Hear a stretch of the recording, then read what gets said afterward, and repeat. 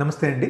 మనము ఈరోజు tuberculosis TB గురించి ఒక 3 మినిట్స్‌లో ఏంటి ఇంపార్టెంట్ పాయింట్స్ అనేది మనం డిస్కస్ చేద్దాము. మీరు తెలుసుకోవాల్సిన important points. First point, TB అంటే ఏంటి? అంటే ట్యూబర్క్లోసిస్ అనేది ఒక బ్యాక్టీరియల్ ఇన్ఫెక్షన్ అండి. బ్యాక్టీరియా వల్ల బాడీకి వచ్చే ఇన్ఫెక్షన్ అనేది. సో ఇది మీకు డిఫరెంట్ ఫార్మ్స్‌లో రావచ్చు. లంగ్స్ టీబీ రావచ్చు, బోన్ టీబీ రావచ్చు, కిడ్నీస్ టీబీ రావచ్చు, మీడియాస్టైనల్ లింఫ్ నోడ్స్ దానికి టీబీ రావచ్చు, హార్ట్కి రావచ్చు, లివర్కి రావచ్చు అండ్ పొట్టకు రావచ్చు. ఇలా డిఫరెంట్ ఆర్గన్స్కి డిఫరెంట్ టైప్స్గా టీబీ రావచ్చు అండి.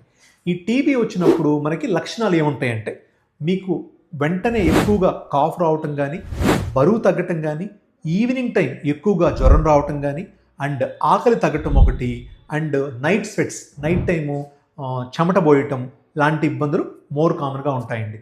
దీన్ని ఎలా డయాగ్నోస్ చేస్తాం ఆర్ కన్ఫర్మేషన్ ఎలా చేసుకుంటామంటే, దీనికి బ్లడ్ టెస్ట్ ఏమీ ఉండదండి. టీబీని ఏ బ్లడ్ టెస్ట్తో కన్ఫర్మ్ చేసుకోలేమో, ఇది పెద్ద మూఢనమ్మకం అండి. మరి ఎలా కన్ఫర్మ్ చేస్తామంటే, మనము టీబీ గురించి ఫ్లమ్ టెస్ట్ కానీ ఆర్ బ్రాంకోస్కోపీ ద్వారా లంగ్స్ లోపలికి వెళ్ళి వాష్ తీసుకుని వచ్చినప్పుడు దాన్ని కానీ టెస్ట్ చేస్తాం. ఏ టెస్ట్ పంపిస్తాము అంటే జీన్ ఎక్స్పర్ట్ అనే టెస్ట్ పంపిస్తాం. దాంతోపాటు టీబీ కల్చర్ అనే టెస్ట్ పంపిస్తాం.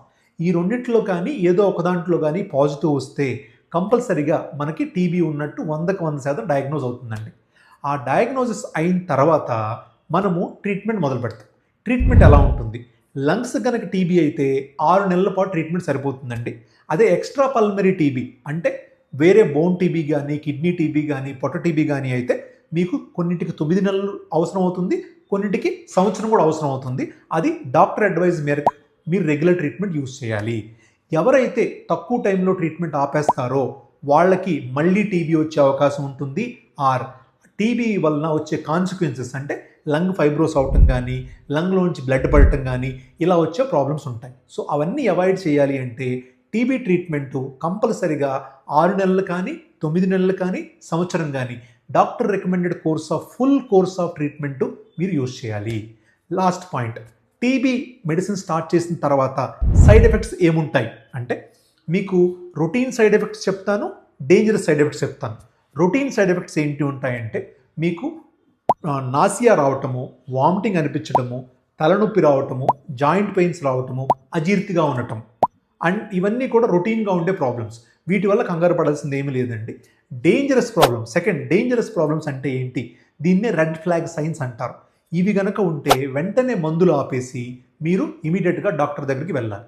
ఆ ప్రాబ్లమ్స్ ఏంటి అంటే, స్కిన్ మీద ర్యాష్ రావటం, రెడ్ కలర్ పర్పులర్ ర్యాష్ రావటం, సెకండ్ వచ్చేసి ఐస్ కనపడకుండా పోవటం ఆర్ బోదరుగా కనపడటం, చూపు తగ్గిపోవటం, మూడు వచ్చేసి యూరిన్ తక్కువగా రావటం, మీరు అడెక్వేట్ వాటర్ తాగినా కానీ యూరిన్ బయటికి ఎక్కువ రావట్లేదు, నాలుగోది ఎక్కడి నుంచైనా బాడీలో రక్తస్రవణ జరగటం అంటే బ్లడ్ లాస్ అవటం, గమ్స్ నుంచి అవ్వచ్చు, మోషన్లో అవ్వచ్చు, యూరిన్లో అవ్వచ్చు, ఎక్కడి నుంచైనా రక్తం లాస్ అవటం. ఈ 4 red flag science or warning signs కనుక ఉంటే ఇమీడియట్గా టీబీ మెడిసిన్ స్టాప్ చేసి మీరు డాక్టర్ దగ్గరికి వచ్చి రిపోర్ట్ చేయాలి.